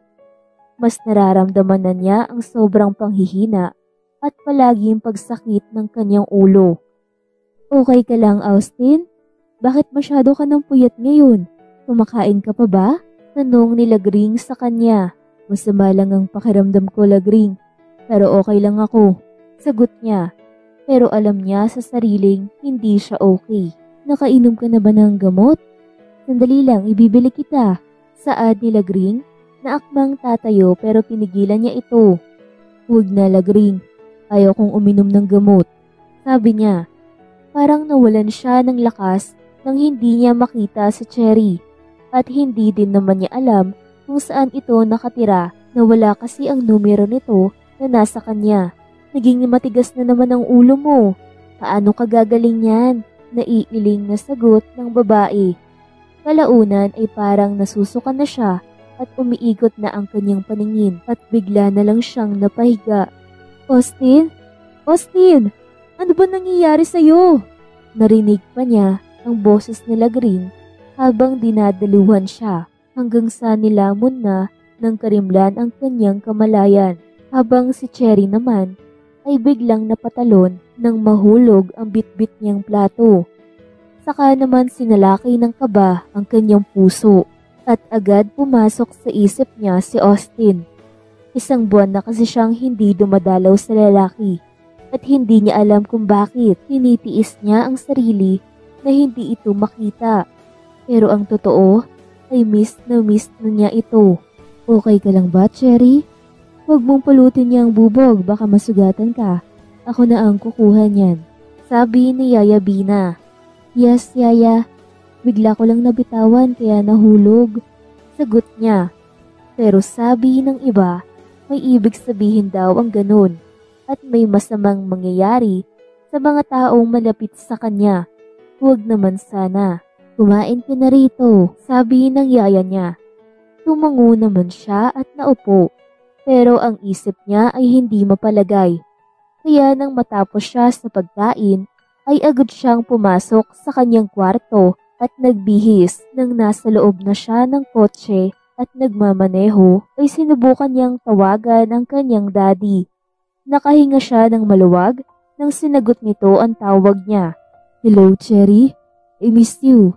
Galit ka pa rin ba sa akin? Malambing na tanong ng daddy niya sa kabilang linya. I miss you too, Daddy.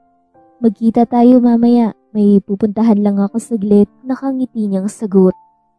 Okay, ingat ka. Sabi nito. Kayo din po, sagot niya, saka pinutol ang tawag.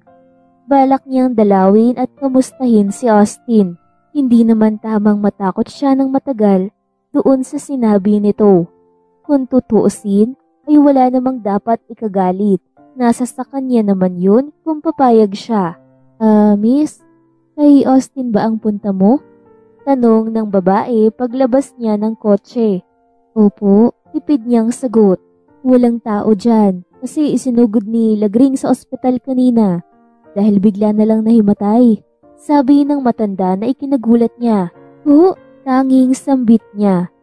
Kaya ba nahulog yung platong dala niya kanina? Wala naman sanang mangyaring masama sa lalaki.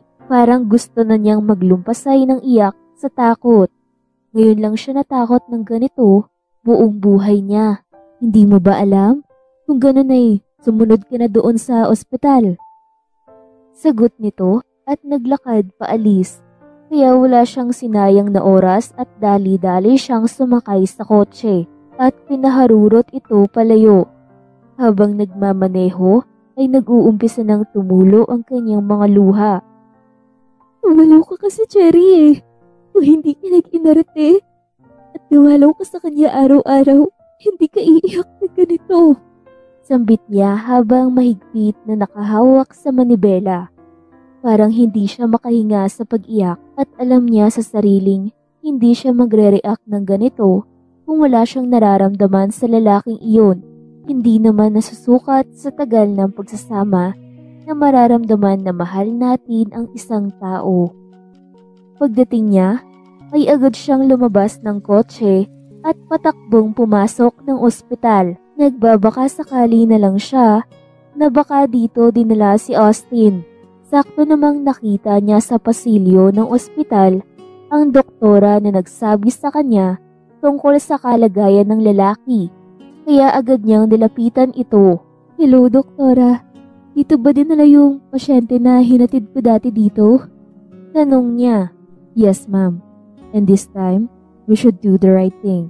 Sagot nito. Please, Doc. Magbabayad ako kahit magkano. Basta gumaling lang siya. Saad niya at hinawakan ng kamay ng doktora. Of course. I can assure you na magiging okay ang lahat. Sagot nito. Thank you. Pwede ko ba siyang makita muna? Tanong ni Cherry. Sure. Nasa isang kwarto siya at nilagyan ng dextrose.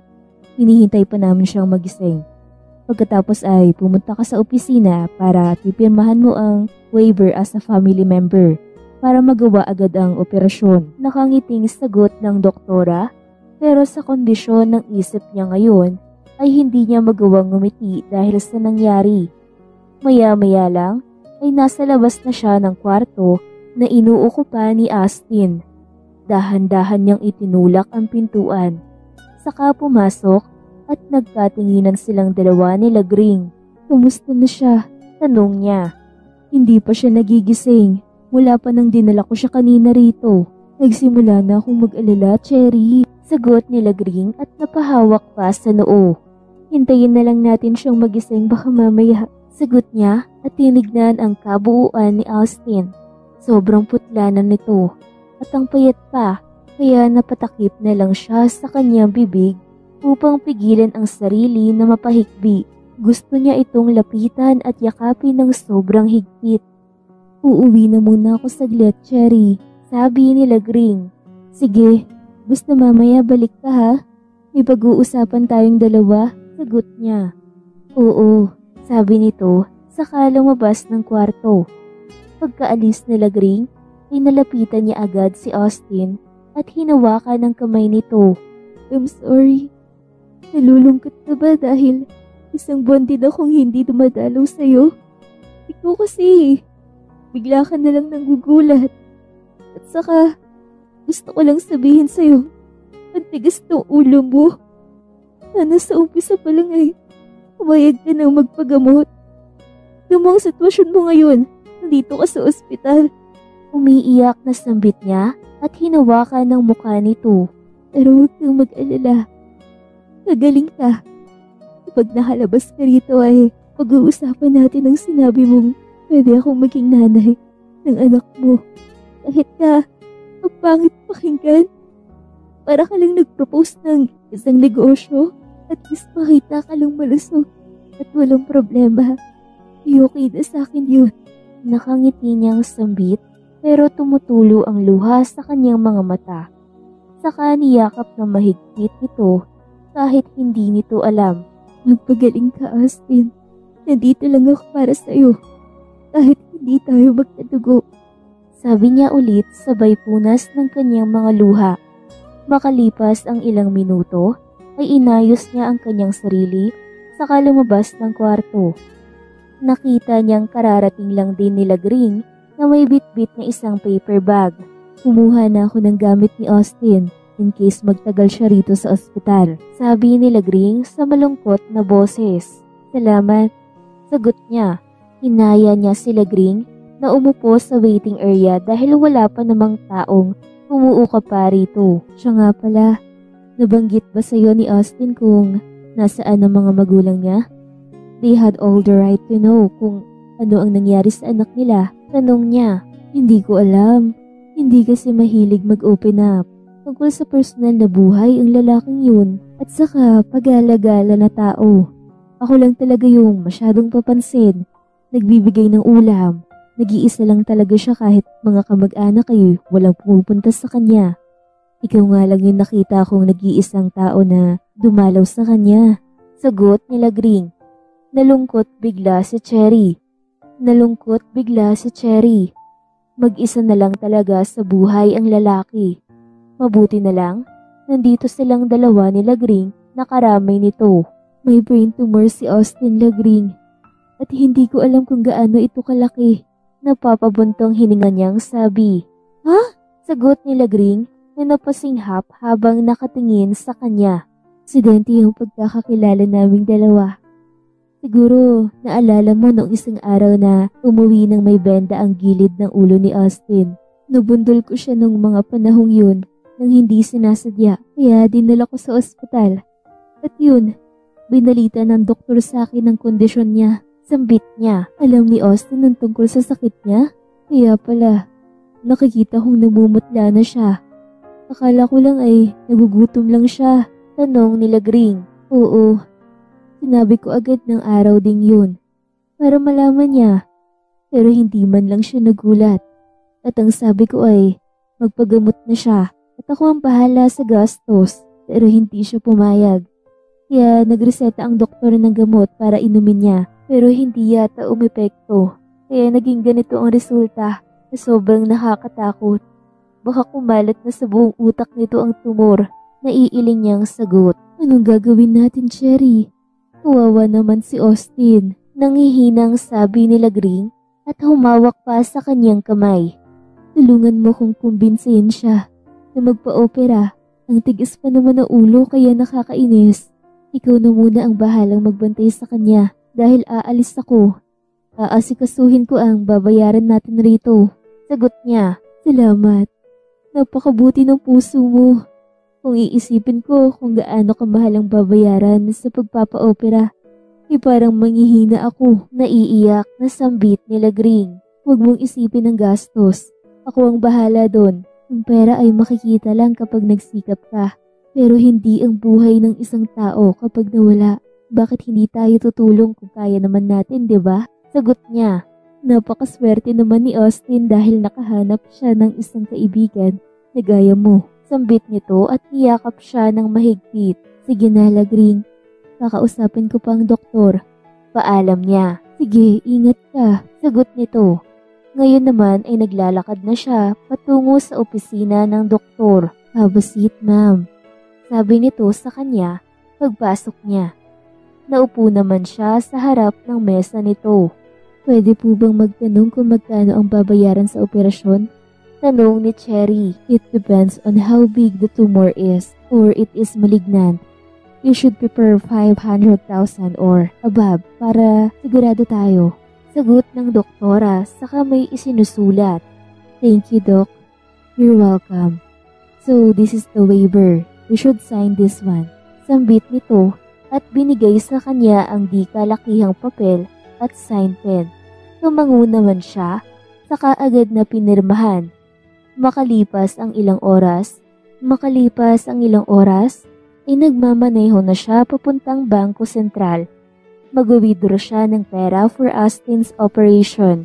Hininto niya saglit sa gilid ang kotse nang marinig niyang tumunog ang kanyang telepono. Sinagot niya agad nang makitang ang daddy niya ang tumawag. Napakunot pa ang kanyang noo nang mapansing ang dami na pala niyang na-miss na call galing dito. "Hello, Daddy? Bakit po?" tanong niya. "Where are you, Cherry?" Balik tanong nito sa kanya na parang nahahapo pa. "Nagmamaneho po ako, Daddy." Sagot naman nito. "Nasa ospital ako ngayon, Cherry." Sabi ng ama niya, dahilan para mapanganga siya. "Ho? Ano pong nangyari sa inyo? Saang ospital ba yan? Pupuntahan ko kayo?" Natataranta niyang tanong at nagsimula na siyang kabahan. "Kasi dugod dito ang mami mo at critical ang lagay niya." Sagot ng daddy niya na naiiyak pa. "Ha? Anong nangyari sa kanya?" Tanong niya at napasindig pa sa car seat. Hindi sila naging okay ng mami niya. Umiiwas siya kapag gusto nitong makipag-usap. Hindi siya nito naalagaan hanggang sa paglaki niya. Pero hindi tamang maging masaya siya sa sinapit nito at ayaw niyang may mangyaring masama rito, gayong hindi pa sila nagkapatawaran. "Naaksidente sila ng asawa niya." Sagot ng daddy niya. "Ang bata, kasama ba nila?" Tanong niya. "Hindi. Silang dalawa lang ang sakay ng kotse. Hindi ko alam kung anong nangyari na humantong sa disgrasya. Pareho silang nasa critical na kondisyon." Sagot nito. Napapikit na lang si Cherry. This is the lowest point of her life. Nagsunod-sunod ang problema niya, kung saan nasa masamang kalagayan ang mga taong importante sa buhay niya. Nangihina siya na parang gusto niyang matulog buong araw. "Please, Cherry, just set aside your angry feelings towards your mother. I hope na magkausap kayong dalawa at magkapatawaran kapag naging okay siya." Pakiusap ng daddy niya. "Okay, Daddy." Sagot niya. Inuna muna niyang puntahan ang kanyang sadya para makabalik agad siya ng ospital. Gabi na pumasok siya sa loob ng kwarto ni Austin. Hindi pa rin ito nagising pagdating niya. Hinaplos niya ang mukha nito saka hinalikan sa noo. "Lumaban ka, Austin. Mamamasyal tayo paglabas mo rito sa ospital at ang kariton mo ang gagamitin natin. Sasakay na naman ako at ikaw ang magtutulak." Nakangiti niyang sambit, saka naman nag-uunahang tumulo ang kanyang mga luha. Maya-maya lang ay lumabas na agad siya ng kwarto habang bitbit ang itim na pouch na naglalaman ng pera. Hinintay niya si Legring na bumalik. Hindi kasi niya ito nadatnan sa kwarto pagpasok niya. "Okay ka lang, Cherry?" Tanong ni Legring pagdating nito. "Oo, Legring." Sagot niya habang pinupunasan ng kanyang mga luha. Naisip niya na baka isa siyang masamang anak, kaya nararanasan niya ang lahat ng ito. Kung kailan may nangyari, saka pa niya naisipan na magpatawad. "Bumili ako ng pagkain saglit, nagutom ako eh." Sabi ng babae at tumabi sa kanya. "Ikaw na muna ang bahala rito. May problema kasi sa bahay." Sabi niya. "Sige, ako nang bahala muna rito." Sagot ni Legring. "Salamat. At ito ang pera para sa operasyon ni Austin. Ikaw na ang magbabayad pagkatapos. Masyado na akong nag-aalala na hanggang ngayon hindi pa rin siya nagigising. Bantayan mo lang siya palagi." Sabi niya at binigay na ang dalang pouch. "Oo, mag-iingat ka palagi, Cherry. Kung ano man ang problema na meron ka ay paniguradong maayos mo rin dahil sobrang bait mo." Nakangiting sagot ni Legring. "Sana nga." Tanging nasabi niya at naglakad palayo. Nang nasa labas na siya ng ospital, ay natanggap niya ang mensahe ng daddy niya kung saan dinala ang kanyang mami. Malayo kasi ang bahay ng mga ito na nasa ibang lugar. Ilang oras din ang naging biyahe niya bago narating ang pupuntahan. Dahan-dahan siyang pumasok sa loob at palingalinga habang hinahanap ang kanyang daddy. "Kumusta, Daddy?" tanong niya sa ama paglapit niya rito. Hindi pa nagigising ang mami mo. Sagot nito at niyakap siya ng mahigpit. Magiging okay din ang lahat basta't magtiwala ka lang, Daddy. Sabi niya. Tumango naman ang daddy niya sa kanyang sinabi. Sa kabilang banda naman ay nagising si Austin at napatingin siya sa kisame. Naramdaman pa rin niya ang panghihina ng katawan nang sinubukan niyang bumangon. Balak niya sanang tignan kung sino ang kasama niya rito sa kwarto. Salamat naman at nagising ka na, Austin. Nakangiting sabi nila Gring, uuwi na tayo. Ayoko magtagal sa lugar na to. Sagot niya, hindi pwede. Kabilin-bilinan ni Cherry na kumbinsihin kita magpagamot. Sambit nito habang nakatingin sa kanya. Nandito si Cherry? Tanong nito sa masaya niyang boses. Oo naman. Siyempre, importante ka dun sa tao. Sagot nila Gring.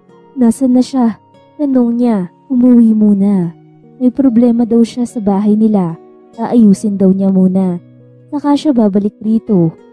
Sagot nito. Anong problema? Kailangan ko siyang puntahan. Baka makatulong ako. Nag-aalala niyang sambit. Hindi na. Sobrang hina mo pa. Magpapa-opera ka pa at magpapagaling para maging okay ka na kapag nagkaharap kayong dalawa. Natigil siya at tumingin kay Lagring. Ang dali mong sabihin sa kung anong gusto mong mangyari. Pareho nating alam na mahirap lang ako at saan ko kukunin ang pangbayad. Alam nga naman magnakaw ako. Sabi niya. Tinaasan siya ng kilay nito na parang inis sa sinabi niya. At sino namang nagsabi sa'yong magnakaw ka? Baliw. Sabi nito at binigay sa kanya ang isang itim na di gaano kalaking pouch na makapal ang laman ng kapain niya. Ano to? Nagtataka niyang tanong. Pero yan para sa operasyon mo at bigayan ni Cherry para sa'yo. Sagot nila Gring. Napatulala na lang siya sa sinabi nito at ayaw mag-sink in sa utak niya kung bakit. Masyado ba siyang importante para kay Cherry? Para gumastos ito ng malaking halaga para sa kanya? Hindi lang pala ito maganda. Sobrang generous pa at nakaka-inlove ng sobra. Bakit ginawa niya ang lahat ng to? Tanong niya. Hindi ko alam. Magpa-opera ka muna. Saka mo tanungin sa kanya. Tulungan mo ang sarili mo na gumaling. Sagot nila Gring. Kahit na nakaramdam ng hiya, ay tumango na lang siya. Pumapayag ka na? Nakangiting tanong nila Gring. Oo, tipid niyang sagot. Salamat naman, kasi hindi mo alam kung gaano katakot sa Cherry nang malaman niya ang sitwasyon mo, kaya umayos ka.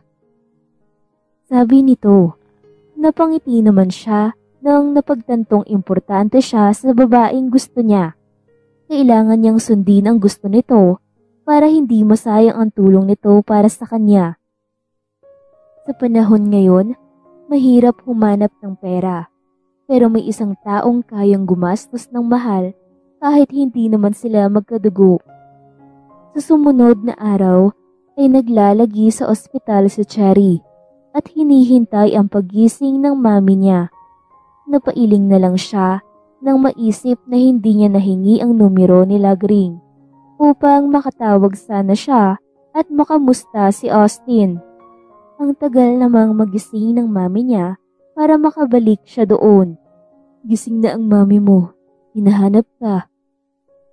Sabi ng daddy niya pagkalabas nito ng kwarto. Napatingin siya agad sa daddy niya at dahan-dahan na inihakbang ang mga paa. Nang nasa tapat na siya ng pinto, ay agad niya itong itinulak papasok sa loob. Nakahiga ang mami niya. Nang tignan niya ito, saka siya lumapit rito at nagtama ang kanilang mga paningin. I deserve this dahil sa naging pabaya akong ina. Naisip ko na kaya nangyayari sa akin ang lahat ng ito dahil sinaktan ko ang damdamin mo.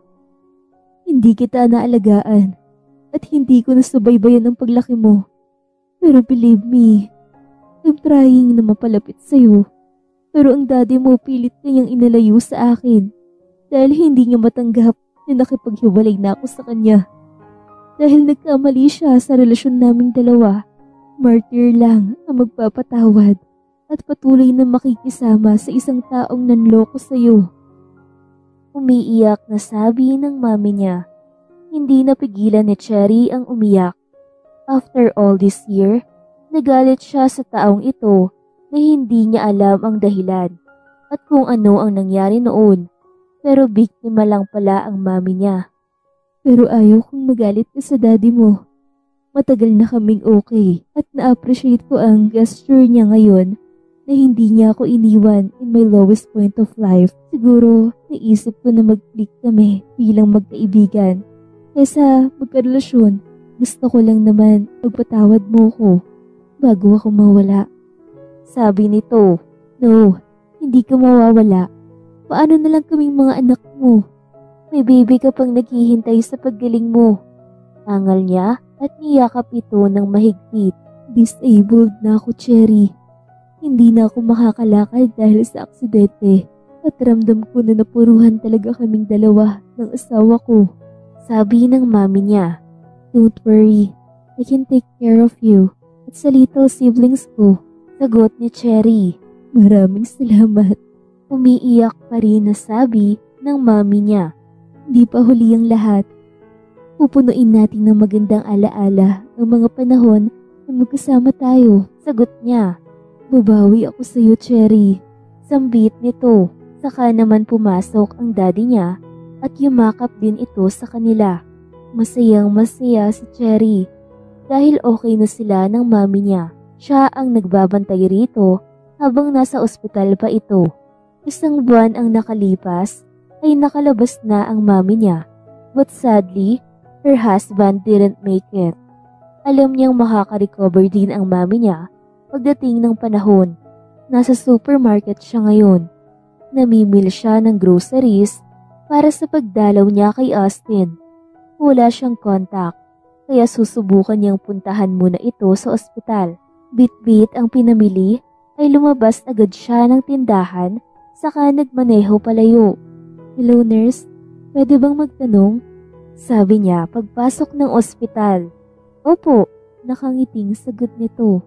Nakalabas na ba ng ospital yung lalaking naoperahan ng brain tumor? Tanong niya. Hindi pa man nakasagot ang nurse nang may yumakap na sa kanyang likuran at alam niya ang pabango nito. Nang tignan niya ang nurse ay kinikilig itong nakatingin sa kanya. Austin, sambit niya habang namumula sa hiya. Kaya humarap siya agad rito at nakitang sobrang lapad ng ngiti nito habang nakatingin sa kanya. May benda na nakabalot sa ulo nito. Ang hindi niya inaasahan ay ang paghalik nito sa kanyang labi ng mabilisan. Dahilan para magulat siya. What are you doing? Nawimilog ang mata niyang tanong. Kaya agad niya itong hinila papasok sa kwarto nito. Mabuti na lang, wala sa loob sila Gring. Hindi pa siya nakakapagsalita, ay agad na siya nitong niyakap ng mahigpit. Salamat, dahil dinugtungan mo ang buhay ko.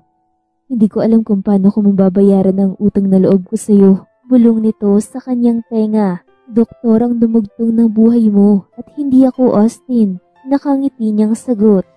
Para sa akin ay ikaw.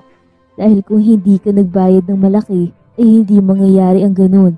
Alam mo naman walang libre sa panahon ngayon. Sabi nito, hindi mo kailangan magbayad. Masaya akong nakatulong ako sa iyo. Ganun lang yun. Hindi importante ang pera. Sagot niya. Maya-maya lang ay kumalas na siya sa yakap nito. Gusto niyang tanungin kung bakit siya nito hinalikan. Pero napailing na lang siya at sinarili ang naisip. May dala akong groceries. Nandun sa kotse. Akala ko nakalabas ka na rito. Tanong niya habang nakatayo pa sila at hawak nito ang kanyang kamay. Ngayon ako lalabas. Hinihintay ko lang si Lagring. Ewan ko ba kung nasan na ang babaeng yun? Baka nakipag-date pa. Naiiling nitong sagot. In fairness, nagtitiis si Lagring na bantayan ka ng isang buwan mahigit. Sabi ni Cherry. Oo nga eh. Nahihiya nga ako. Hindi siya nakapagtrabaho ng ganong katagal. Sagot ni Austin. Ano bang trabaho ni Lagring? Tanong niya. dancer sa club. Sagot nito. Natigilan siya sa narinig. Alam niyang mahirap magtrabaho sa ganong lugar. Kailangang lunukin ng pride para magkapera. Makalipas ang ilang oras, ay siya na ang nagbitbit ng mga gamit ni Austin dahil hindi dumating sila Gring. Bigla siyang kinabahan dahil baka may masamang nangyari sa babae. Pagdating nila sa lugar ng lalaki, ay tinulungan niya itong makababa ng sasakyan. Nakasara ang bahay nila Gring nang madaanan nila. Walang tao sa bahay niya? Ano kayang nangyari sa babaeng yun? Tanong ni Austin. Nag-aalala din ako. Sa kwarto ka na lang muna magpahinga. Hihintayin ko ang pag-uwi niya sa labas. Sagot niya at pumasok na ito sa kwarto. Pero bago pa siya makalabas, ay hinalikan na naman siya nito sa pisngi. You should explain these things later. Umiikot ang mata niyang sabi. Ngumiti lang si Austin na ikinangisi niya. Nang makalabas siya ng bahay, ay agad siyang pumasok sa balkonahe ni Lagring at kumatok sa pintuan nito. Nasa loob ka ba, Lagring? Sabi niya. Maya-maya lang ay bumukas ang pintuan at nagulat siya sa itsura ng babae. May pasa ang magkabilaang pisngi nito na pilit tinatapalan ng cream pero kitang-kita pa rin. Dumating na pala kayo. Nasa bahay na ba si Austin? Tanong nito sa mahinang boses. Hindi siya sumagot, bagkus iba ang lumabas sa bibig niya. Anong nangyari dyan sa mukha mo? Halika Cherry, pumasok ka rito sa loob. Aya nito sa kanya. Kaya agad siyang sumunod rito at naupo sa kawayan nitong upuan. Ginawa akong punching bag ng nobyo ko. Nag-away kami. Nakayukong sagot ni Lagring. Nag-aapoy sa galit ang puso niya. Bakit? Kahit gaano man kalala ang away niyong dalawa, wala siyang karapatan na nasaktan ka. Inis niyang sambit. Nagkautang ng malaki. Siningil na siya nung pinagkakautangan niya at akong pinagbuntungan ng galit. Naiiling na sagot nito. Hindi mo naman deserve ang ganong klase ng lalaki, Lagring. Itatak mo yan sa kokote mo. Napabuntong hininga niyang sabi. Hindi niya sana ako sasaktan. Kaya lang, nakita niya ang laman ng pouch na binigay mo. May pera pa yung natira, kaya nagrambulan kaming dalawa. Dahil hindi ko binigay sa kanya ang laman nun. Tira yun sa operasyon ni Austin. Napasandig na lang si Cherry. Sana binigay mo na lang. Kaso masaktan ka ng ganyan. Pera lang naman yun. Sabi niya, pera lang yun. Pero ayaw kong masira ang tiwala mo sa akin. Saad ni Lagring, maiintindihan ko naman, sabi ni Cherry. Maya-maya lang, ay kinuha na niya ang pera na nasa loob ng pouch at binilang. Malaki pa ang natira. Kaya binigay niya kay Lagring na ikinagulat nito. Para saan ito, Cherry? Tanong ng babae. Sa'yo na yan. Magbagong buhay ka na, Lagring. At gusto kong wag ka nang bumalik pa kahit nakailan sa club para maging dancer. Sagot niya dahilan para maguluhan ito.